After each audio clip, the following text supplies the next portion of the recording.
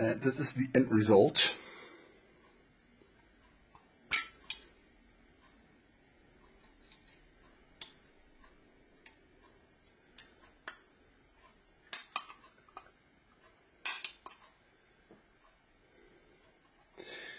That's how this works, by the way.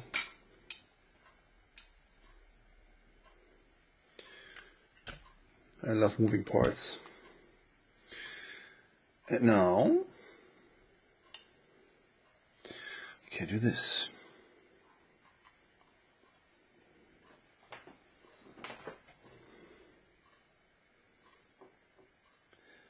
If that's not awesome, what is? I'm really into canes lately, so yeah, I've added a few stages and brass details. And the end is still like there's a gap somewhere, because just in case somebody's gonna buy this, I can cut it down to length for him, just to make sure it fits his needs.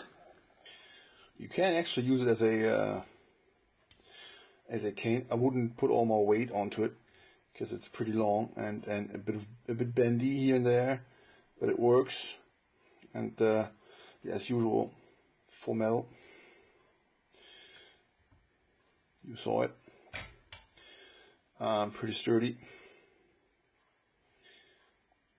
Skull should be safe in there. So freaking cool. The camera makes it glow a bit more than it's actually glowing.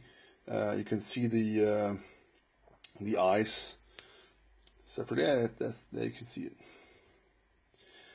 The eye is clearly a bit more, poking straight into your soul. Yeah, a lot of brass, a lot of copper. If you want to see how I made this, like the rest of it, it's pretty much just tubing. So I didn't think it's interesting to see back then when I made it. As always, this is just decoration, doesn't do anything.